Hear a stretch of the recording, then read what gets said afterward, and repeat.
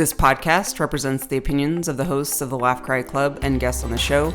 The content here should not be taken as medical advice and is for informational purposes only. And because each person is so unique, please consult your healthcare professional for any medical questions. While we make every effort to ensure that the information we share is accurate, we welcome any comments, suggestions, or correction of errors. Welcome back, everybody, to the Laugh Cry Club. I am Joy. I'm Rebecca. And we are sending Chelsea lots of hugs. Yes. All the hugs. It's just us for a while. We will keep you updated on when Chelsea plans to return. But in the meantime, just send her and her family loads of love. If you haven't seen the post she wrote recently on her Substack about the passing of her husband, Steve, I'm going to post it in our show notes because it's so beautiful. And she reads it as well if you want to listen to it. We just love you so much, Chelsea. So much love. So if you're new to the podcast, welcome. We are 3 licensed therapists from all over the globe. No, we're just in some states in the U.S. I'm coming to you today from Australia. I like in my brain want to be a jet setter, but I really like to just be home. Let's be honest. We are 3 licensed therapists with over 20 years experience each of just trying to be a human in this world and normalizing the emotions that we all have and that we all go through, because guess what? Life is hard. So we open every episode with a laugh and a cry, and then we have a topic of the week. But we have some great questions from listeners that we're going to go over today. So Thank you so much for submitting your questions. And you can always reach us by emailing laughcryclub@gmail.com, or just send us a DM at laughcryclub through Instagram. Who's going first? I'm going to nominate you, Rebecca. You're going to nominate me? Okay. I'm going to nominate you. Goodness. Let's see. So my laugh, I'll share this. This has to do with I think I shared once before that I have these great friends that live in St. Louis, and I've been on vacation with them, which is so much fun. I never thought I'd say like a couple's vacation is fun, but it is. And it probably depends on who you travel with. But I've gotten pictures from like the random license plate photo. Well, apparently they went on a quick trip to Colorado. And then I started getting these weird pictures of like outdoor photos. And I'm like, I did not take these. And then I'm like, what is this? And then it's kept coming and coming. Oh my gosh, are you still getting their photos? I counted them. I got 140 photos from their Colorado trip. Oh, wait, on your phone, that's still happening? Because that's been happening for a while. My phone. And I'm like, shit, I've been getting these messages from my phone like, hey, your phone is going to explode because you're getting close to storage. And because I guess I don't really delete a lot of stuff. And I just kept adding it because I'm like, I'll never run out. Do you like save it on the cloud? I don't understand how any of this works. I don't understand how to save things on the cloud. Do you? Oh, you don't? Yeah, I do. I mean, I save stuff on the cloud, but then I always get very nervous about deleting things on my phone because the cloud is like, where is it? I don't know where it is. I don't know. But I have 140 pictures from there. So I'm like, all right, you guys are going to send me your pictures. I'm going to start adding funny shit to these pictures. Oh my gosh. Wait, does it work both ways? Are they getting your photos I didn't know. Like, your dogs? I don't think so. Well, occasionally they were, but I don't think so anymore. I just want to know how this happened. Like, how did this start? Because the only way it was a group share. It was a group share. Yes. Oh, a group share. But no, but you can share an album.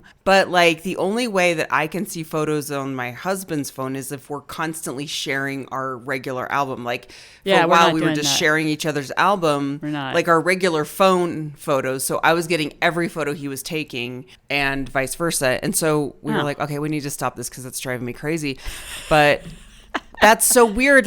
But like there's your regular album and then there's those shared albums. So how it's getting on your regular album is beyond, like that's breaking my brain a little bit. I don't know, and they don't know. But then I was like, I really want to delete these. So I was like, I'm going to go in there and start deleting them. And it's like, oh, if you delete these, you delete them for everybody. And now I haven't told them this yet, but I have to message them and say, look, you guys need to do something with these pictures because I need 140 photos off my phone that are not even mine so I can have some storage. Yeah, or even just, there's got to be a way to like figure out how to try. That's so weird. Yeah. Now I'm like, I want to figure out this mystery for you. So I started putting my, random shit into their photos. Like there's a Teletubby joke from our Canadian trip because there were like these mounds that looked like Teletubbies. And so I started reenacting like a Teletubby. So I don't know if you can see it, but I started putting like Teletubbies into their photos.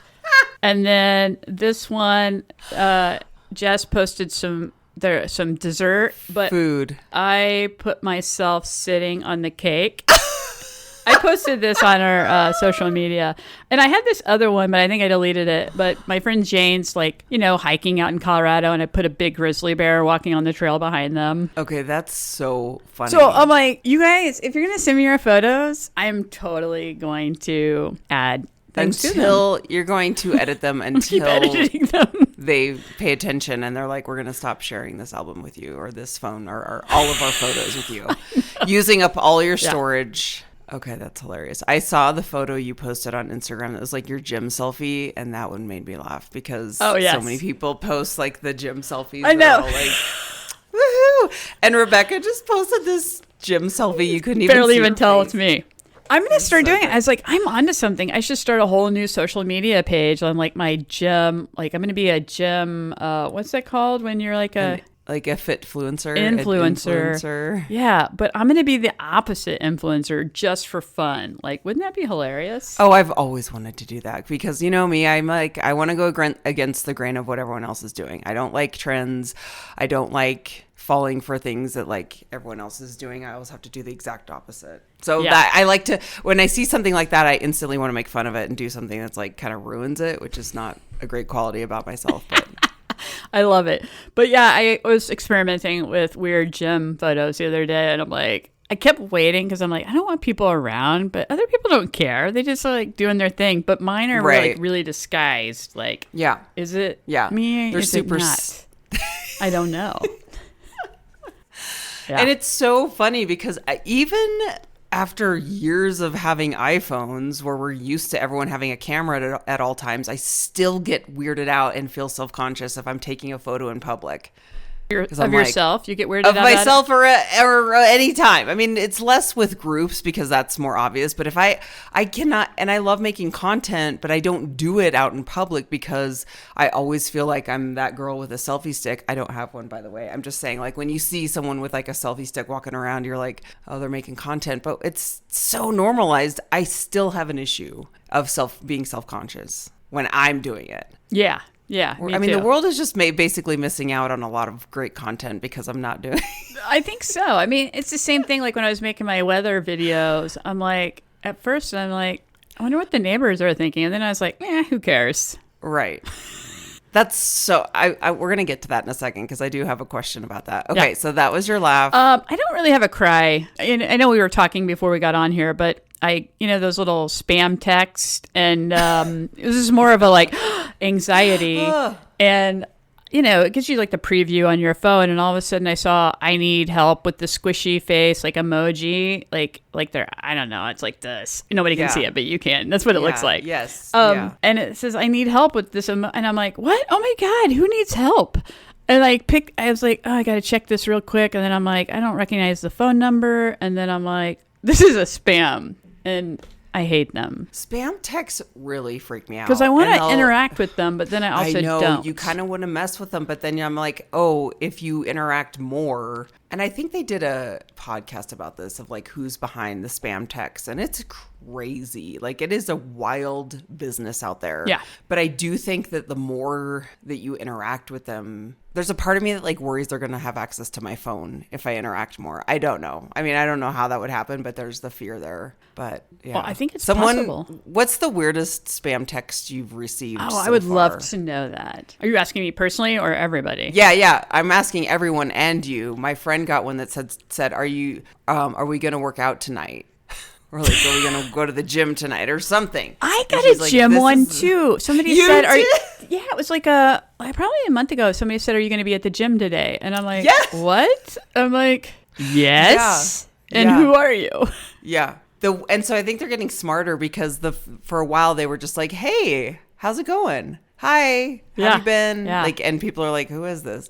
And so now they're changing up their tactics, but don't fall for it. The one that was going wild in Colorado for a long time, probably the last 6 months, that has been all over the news, is that we have toll roads. And so there were spammers that were sending us texts that said, you owe this in your toll road fees.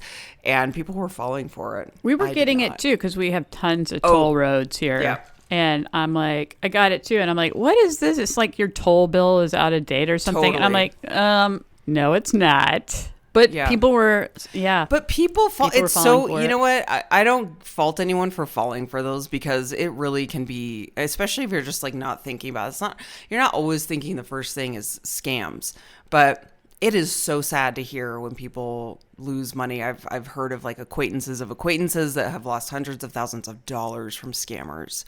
And that just breaks my heart because there's really like nothing you can do about it after it's gone. So I am constantly telling my parents, like, do not send anybody anything. If you ever are questioning a text message, just message me about it. One of my good friends actually was scammed out of some money, but she almost got scammed through some like Bitcoin thing. And she felt so ashamed. And I was like, do not feel ashamed for this, first of all. But she was like at a lonely point in her life. Like, this could happen to anybody, right? Like, this person is very smart, like has a great job. Like, it can happen to anyone, right? So they developed a friendship with someone online. They were just like in this lonely point in their life, and they developed what they thought was a like relationship with someone online for like months. Wow. Finally, it came to a point where this person said, can I, like, started asking them about investing in Bitcoin. And she was like, that's when I knew something was up. But she was like close to doing it because they were so close. She was like, I was actually falling for this person. But she's like, I know it sounds crazy. Because I was like, had you ever met them or seen them online? It's like, no. So anyway, it's like, these are the points where they do prey on people who are super vulnerable. Anyway, don't fall for scams, people. How about you? Okay. What are you laughing and crying about this week? Well, okay, my laugh is, I have two laughs. Like, they're pretty brief, but one is this brand new account that I found that I just like. The internet can have its dark sides, but it really has the content people come up with. People are so funny. It exposes us to so many wonderful people out there that are just making the funniest accounts. I think I just stumbled on this on Reels in like on Facebook, and the content creator is named Jonathan Carson. Okay. Jonathan Carson, Jonathan, because I know Jonathan has many spellings. Yeah. Jonathan Carson, and he does these videos where he's just, you know how you can do like the green screen behind you. So he has like a Zillow. Is this the guy you sent me? Yes. Oh my gosh. He's so funny. So funny. And he does these all the time. So it's basically, I'm not going to try to recreate it. Just look him up and watch one, because they're only 2 minutes. It just makes me laugh so hard. Anytime I need a good laugh, I just sit and watch him. A good dopamine hit. He basically pulls up like a Zillow ad for whatever house, and he talks through the interior with it's so funny. Like with the funniest humor, the funniest comments, the funniest just like picking out, you know, he did one where it was like a literal castle, but his narration and the things that he says about the commentary is so funny. So I LOL all the time. That's like my recent just like hit of comedy, and I am very grateful for him. The other laugh was recently Leela, the dog we're raising. She just turned 5 months old, and she's been stellar with potty training, like just stellar. But for a day or two, she had these weird accidents in the house, which, you know, in my brain, I should know better. Like, puppy training is just not linear. Right. You know, they don't just go through this like linear path of like all of a sudden they're potty trained and they never have an accident. Never. Like, that just doesn't happen. But she was doing so well that my brain was like, wow, she's perfect. She's always like going outside. So when she had these 2 days in a row of just constant, like she was peeing constantly constantly in the house. Really? Like every rug she'd go on, she would pee. It was she like having a UTI? That's what I thought. Okay. yeah. So I was like, so here I am. I'm like, what is happening? This is so weird. So I called my vet. My vet's like, she was trying to rule out a few things. She's like, hey, just bring me some pee. Like, you don't have to bring her in. Just drop off some pee. By the end of the day, we'll have the results In by your tomorrow. mayonnaise To make jar. sure. Yeah, to make sure she has no UTI, right? And I'm just thinking, how the hell am I going to get pee? So I know she's peeing a lot. So what I had to do is literally just follow her around. And I had this like little Tupperware container that I was going to try and just catch, right? Yeah. When she took a squat.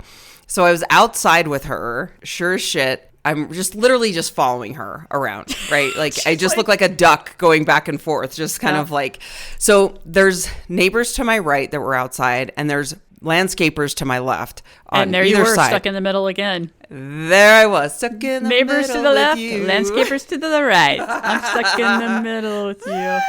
So I was like, okay, how am I going to do this? This is so embarrassing because they're going to see me just like, so the landscapers are working and they're, who cares, right? This is the moment where it's like, who cares? But she squats and I just dive right under her and I just hold this container under her bottom and I'm catching pee and I'm like, yes. And I'm she's probably so low to the ground because she's a puppy. So it's like you had to have a shallow container. I had to have a very shallow container. Yes. It was very small. So, of course, I get like pee on my hand. course. But still, I was so proud of myself because I got I had a great sample of pee. It was a clean catch. I was like, I felt so proud of myself. So we dropped it off. She had no UTI. It was just a weird fluke, right? It was just a weird, crazy day where she hit like 2 days of being a random puppy brain and her brain was going nuts and she peed inside for 2 days. And it's happened occasionally, but not like it was that day where I was like, surely she has a UTI because this is so unlike her. Anyway, I was just laughing at myself because I was like, why do I care what other people think? But it was so... Especially in your own yard. In my own yard. But still, like, we do have, like, open fencing. Yeah. Like, our yards are totally open so we can see our neighbors. But still, our neighbors are super cool. But it begged the question, which is a little bit of a tangent, but that's okay. It's our podcast.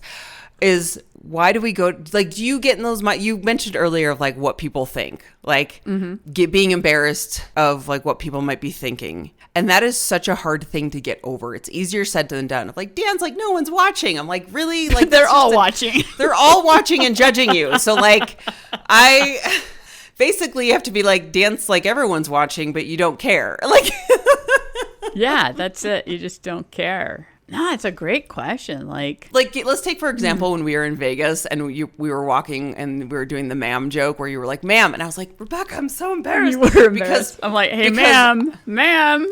Because I care and I'm a rule follower. So I'm like, it's just so funny where I think maybe that's just the goal for me in the next maybe 6 months of the year. Because we're halfway through the year. Holy cow. Is to think more about, because I think it's a slippery slope. I don't want to go down the rabbit hole. I do care what people think, mostly just because it's like, maybe that's just a part of my personality. But I don't want to do it to a point where it like prevents me from doing fun things, like making content when I'm out and about, because I'm afraid of what people think if I'm holding a camera up or something like that, you know? So it's just food for thought. I think a lot of people can relate to that. I think a lot of people worry about what other people think. So that is just maybe the assignment for us all to reflect on. My cry was more of like a happy cry. I had a laugh cry and I had a happy cry. My happy cry was that Taylor Swift got all of her albums, the ownership of her masters. And that made me so happy because I'm a huge Taylor Swift fan. And that was just like, wow. All of the blood, sweat, and tears that girl has done. And I can't even imagine what she's gone through to get, like, if you created so much art, this girl has been working since she's, 10 years old on music, maybe before that even, but has been creating art, and for someone to not give that to you, I don't even know how that would feel. I mean, that, and on her scale, so that was just a really beautiful moment as a Taylor Swift fan. I was like, I'm so happy. And Rebecca did send me a text that said, congratulations. And did you get the confetti? With the confetti. And then soon after was the announcement that Taylor Swift had obtained her master's. And I was laughing so hard because I was like, here's another great congratulations text from Rebecca. And then my other laugh cry, which is a little bit of like, it's a sad laugh cry, is just this whole like, as of this recording, I always like to preface this of like, we don't like to like hold or at least be polarizing, but it was just very laugh cry moment of this whole Elon Musk and Trump thing breakup, because I was like, it's a sad state of the world that we're in because there's so many things going wrong in the world. And I did have to take, this is the dialectic of laughing and crying, because I had to laugh. The content that's coming out of this is so freaking funny. It is. It's so funny. And I had to just take a moment for a laugh break. This content is gold. It is gold. And I can't wait for all the content that's going to be created from this crap show. But then on the other token, I'm like, and this is so sad that this is like what we're dealing with as leadership in our country. Okay, I'm going to stop right there. But that was just like a moment. Oh my gosh, I feel kind of nutty. Like, is this real? To where there's things that I see on TV these days that I'm like, what is even happening? What is... Yeah. I have to shut it down because anyway, Yeah. it's unreal. The content is amazing, though. I just started thinking too, like, is amazing. What if they actually really love each other still, and this is just for likes? You know, people do create these things. So, yeah. I'm so there for funny content, though. Whatever it is, I'm there for. I am too. This is where we can hold both.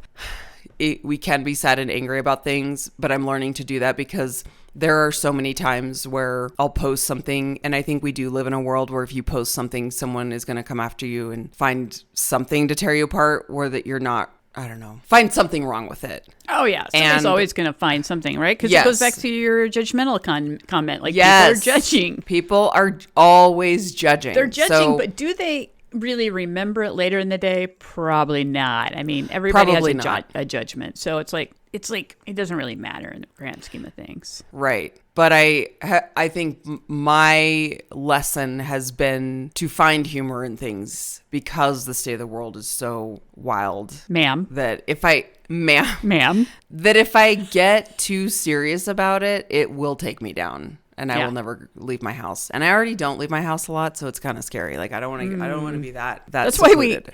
why Joy doesn't leave her home. That's why everybody has to come visit her at her house, because she does not leave. Gotta come over. It's actually really funny. The seasons of your life are just how things work in your life, because 10, 15, 20 years ago, I would have never thought that I would work full time from home and never leave my house, where I used to travel to 10 places in a day for grad school. Remember when you'd have to do a practicum and then you'd go to class and then you'd go to a job? And I remember starting my first job feeling so weird that I never left, that I went to one place in the day. I remember thinking how weird that felt, because I was like, oh, I just go from one place to my house. Yeah. I digress. Okay. We have some great listener questions, right? We have some answer. great listener questions, so thank you to those who submitted. Let's Yes. start with, we have a couple questions about teens. So one asked how to find a good online psychologist therapist for teen with anxiety going into high school. So a couple things here. And let's preface this, is Rebecca and I both have experience working with teens and adolescents in therapy. Something that I really think is important is that the teen is willing, and that you're finding something that the teen enjoys as far as the type of help they're receiving. You can't make a teen go to therapy. You can't make a teen do anything really. But anything forced is just not really going to have the payout that you want to see. So what I recommend is that you connect with the school counselor, because the school counselor is already there. Just kind of get them used to going and checking in with them. They may not open up, but just having someone there at the school, because they have anxiety about going to school there, I think that would be so helpful to have like a point person at the school that they're having anxiety about, to say, hey, we got you. I'm going to check in with you. I'm going to make sure you're okay. That would be my vote, is that it's in person. Teens do way better in person. Teens get help through like texting and video, but it's just not in an effective way. In my experience, it's not as effective as having an adult that's there, that's caring for them. Not only that, is caring adults really build confidence in teens. So maybe it's worth if the teen is okay. I would not do this like behind their back, but ask if they're okay connecting with some of the teachers to say, hey, can you just check in with them because, they're really anxious about high school, because caring adults being there for the teen is going to have way better payoff than having them do video therapy. That is, there's always exceptions. A teen could be super open to it, but that's probably what my vote would be, if they're having anxiety about going into a high school, is really try to surround them with a group of caring adults. Yeah, I think that's really important. And it feels like as we're in this kind of social media world these days that we're less like in contact with people, especially teens. I think, if you have a teen that is interested first, I would hope that this teen wants to be seeing a therapist, and maybe it was even their idea. But I'd go about finding somebody just like you would find somebody for yourself. There are plenty of therapists that work with teens or kids. And so you can go to Psychology Today. You could check with your insurance if you're using insurance too.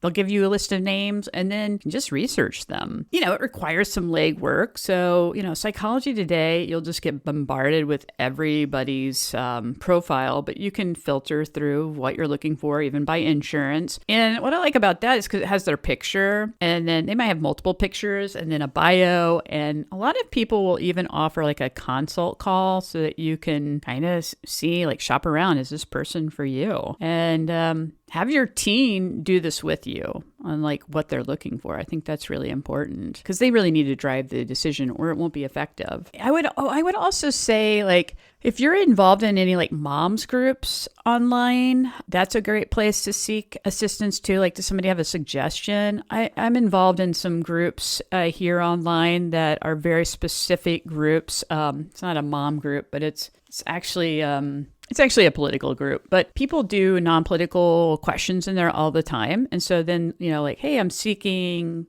a therapist for my teen. Any suggestions? And people are always throwing out suggestions for anything. So use your resources that you have. Great advice. And keep us posted on how it's going, because we would love to hear if any of our advice is helpful, if you need different advice. The next question says, how do you help your teen process emotions when you weren't taught? That's got to be very, very hard. What do you say is my first gut reaction to this is to be the example, like lead by example. They might say, though, how do you lead by example when you're not really sure? When you're not really sure if you weren't taught to process. Yeah. So if you weren't, there's a couple ways. You yourself could learn. Start leading by example of like, wow, this is really hard. I wasn't really I don't know how to process anger. So how do I help the teen process anger when I don't even know how to process anger? Well, you never too late to learn. Yeah, never too late. But I would also just be really honest. Now, you never want to be, as a parent of a teen, you never want to put the burden on the teen or any children. You don't want to put the burden on them as far as like, help me get through my anger. Like, never do that. But you can say, hey, I didn't really, you can be honest and say, I wasn't great at this, but I'm learning. And what I've learned so far is A, B, and C. Or if they're angry, just ask. It could be as simple as just asking them, are you angry? And labeling it. Because we have said before in this podcast that it's hard to talk about emotions, period. Sometimes we just want to avoid it. We don't want to be sad, so we don't talk about being sad. We don't want to be angry, so gosh, we can't even say the word angry. So I would just start being comfortable with labeling feelings. Even if you're uncomfortable, that's okay too. But start labeling to say, how are we feeling today? Are you feeling angry? Do you want to talk about it? Most of the time, teens don't want to talk about with their parents. But if you at least ask and say, I'm here, or you can say, if you're angry, it's totally fine. Like, if you need to journal, whatever you need to do to process that, to work through it, it's going to look different for everybody. But I'll never forget this wonderful story of, do you remember the Michigan doctor that was sexually abusing all the Olympic gymnasts? Yes. One of the victims came out and kind of like talked about what happened when she was younger and how she processed it. And her moms kind of came to her and said, handed her a journal and said, you have to process these emotions or it will eat you alive, and gave her space. And this isn't going to work for every teen or child, but I think this is what it comes down to. And I always tell the teens and families I worked with, you know your child the best. I am someone that can give you some tools, But by all means, if something that you're like, that's not going to work for my kid, then you have to really make that judgment call of what you think will work for your kid, and or at least work with the therapist to say, my kid's not going to do that. Give me something else. But that's a perfect example of the victim wasn't ready at the time to talk to anyone about it, but the mom knew, I'm going to give you space. She gave her own room in the basement with journals and said, you've got to process it somehow, or this will take you down. And she journaled every single day, and she, you know what I mean? And that was really therapeutic for her. So it doesn't always have to look like this perfect, like I go to counseling once a week. So don't have that like perfect be the enemy of good here. It can really be, just be honest of what you know and what you don't know, and maybe what you're learning as an example. Well, so it sounds like this mom provided tools and space, which is really important, I think. They have that saying, like, you can't lead a horse to water type of thing, right? That's exactly what you're doing. It's like, I'm going to provide you all the tools and the resources and the space, and also, yourself as a resource. And then you hope that they will accept it, because you can't force them to do it. And I think, Joy, kind of what you were saying is another way to say this would be, if you're not used to or understanding maybe your own emotions and not sure what to do, like, you just model curiosity. Like, be curious, be transparent. Like, yeah, these emotions are really hard. Gosh, when I was growing up, we didn't talk about them, and look at me now, and I wish I had. And so let's maybe start talking about these together, and how do we want to manage it? And I also look at it as it's a really great way for you and your child to bond over something, because it's something you all have in common that maybe it's not probably normally talked about, but it's okay to discuss it. Right. It's okay to discuss it, and modeling that. And also, you just don't have to do it perfectly. You just don't have to do it perfectly.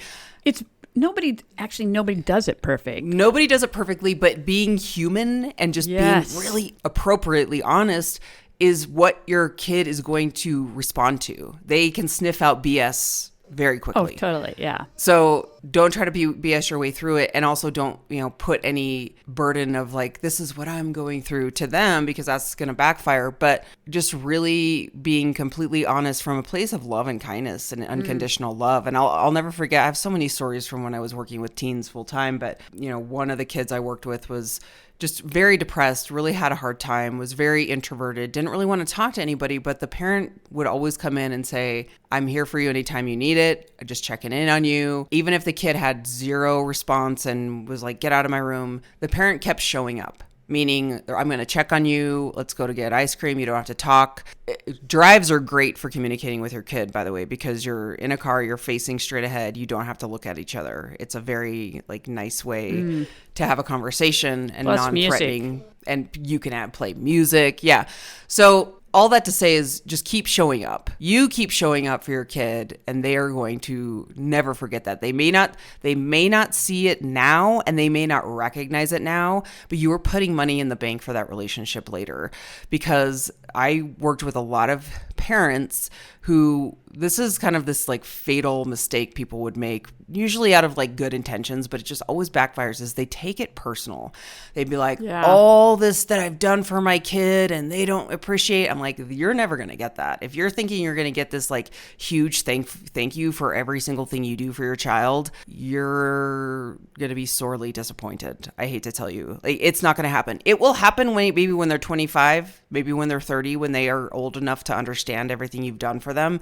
You might get that return of investment, but Maybe. You're not going to get that. Maybe, but you're not going to get that. And that's, that's not, and it's hard. I know it's hard, but it's that is not something that you're going to get. If you keep pushing that, you're going to actually push your child away, because they don't understand the concept of it almost feels like they're all of a sudden this obligation. Yeah. Instead of just you had them, you know what I mean? So it's hard, and I get it. And you can complain to your friends and scream that they're being ungrateful to the other parents in your network, but don't do that to your kid. It's just they're not gonna come around. No, I like that you're talking about show up as your imperfect self. Show them what being human really looks like. Let's not act like make mistakes and be like, I messed up. Yeah. I messed up. I'm on the same journey with you. So let's just try to figure it out. That's really all you can do, is just be there and support them. I do miss working with teens and kids. Oh, they're so fun. I love so many great family stories. Therapy. I love doing couples therapy. Mm-hmm. If anyone out there has not seen Couples Therapy on Showtime, you do have to have a subscription to Showtime. But I'm waiting for the day that they I think it's actually recently released on Paramount Plus. In any event. Oh, is it? I'll have to check it out. Yeah. Oh, I've actually never seen it. It is so good with that therapist from New York City. As a therapist, I haven't watched it in a while because I don't have Showtime anymore, but I loved it. It is so good. And as a therapist, you geek out big time because you're like, she's amazing because she does all psychodynamic therapy. So it's all very Freudian, and it's very, very cool. It's very cool. Anyway. But if you're just a regular consumer and want to get some really good insight about couples and your dynamic with your partner, that's a great way to understand. Because you kind of get therapy by watching it. You're like, wow, I do that too, because we all do the same crap. Yeah. I just had a thought. Maybe we should start our own therapy show and we'll just be each other's clients. We come with whatever, and then we do surely. We just do therapy on each other. Yeah. Actually, that's so. I mean, we kind of sometimes do that. I know we do. I'm like, I could easily dig into the attachment stuff that we have talked about before. I mean, we could get real deep into our own issues. I know that's going to be our content, though. We're going to become content creators. It's going to exactly, with not caring what other people think. Okay, we're just going to air it all. Okay, so thank you for submitting your questions. Those are the questions for this week. We're going to do another round for next episode. Just a heads up, we're pre-recording, well, not too far ahead, but I always like to record episodes close to when they're released, but I am going to be out of town visiting family next week. So Rebecca and I are going to record another episode before I leave for that. So who knows what happens by the time that one released, in the world, who knows what's going to happen by then, but we'll have a lot of laughs and cries. Really great laughs and cries. I am going to go to the airport and I'll check in on the TSA for you. Please do. Rebecca. I need a video check-in on that. They've been really killing the content lately. Will you tell your team that? Their content is so funny. If you don't follow TSA on Instagram, it's so great. So good. Like the things that people try to hide. Yes, it's amazing. So wild. I would be me. I'm going to get arrested for that. No, I'm not going to do that. I sweat going through TSA if I have a drop of water in my water bottle accidentally. You're drink it out of there. Yeah. Sorry, ma'am. There is a drop of liquid in this water bottle. You're going to have to throw it away. I told you my story about that, you right? You did. You shared it here, yeah. Check out earlier episodes about Joy's cry about having to throw her favorite water bottle with stickers out in Seattle. I think it was Seattle, was it? It was San Diego. San Diego. It was an S word. But it was an S word, but it was just so devastating because I was that is in that very emotional devastating state. And I was like, I don't know. It's just those moments when you just drink it all and be like, chug, chug, chug, chug. When you're right on the brink and someone just does something and you're just like the guy last week or 2 weeks ago that was no service animals. And I was like, not service animals, emotional support animals. Yeah. It's dude, do you not, you obviously don't know the difference. Anyway, everyone let's just have the message be everyone be a little kinder. Yes. Something I've just been thinking lately that's been my mantra is everyone is fighting their own battles their own battles you just don't know what they're going through. So that whenever I am feeling annoyed in public or someone's taking too long, I'm always like, you know what, Joy? Let's give some grace here. You just never know what someone is going through. So I'm going to lead with that. Right. For now. That's right. They may be trying to catch their puppy's pee in their yard. And that's okay. Someone just rattled them out front and they came in just to do a nice little training walk with their puppy in training and their rattle. I don't know. Yeah. You just never know. You never know. Well, thank you so much for your questions. And we have a few more we'll answer next week for you all. And keep them coming. We love questions. Send us DMs. Yes. We're excited about it. I post a question box on our Instagram, so you can fill it out there or DM us or email us. I missed it because I would have wrote all kinds of great questions for you. Can you post it again, please? I will, and we'll see what you submit. I'm going to submit it anonymously. I think I'll know it's you. Never. Well, thank you, everybody, for supporting the show. The best way to support us is to share with a friend. If you like the show, you can also leave a rating and review on any of the apps that you're listening on. And we will see you next week. We'll see you next week. Take care, everybody. Bye. Bye. That's life, baby.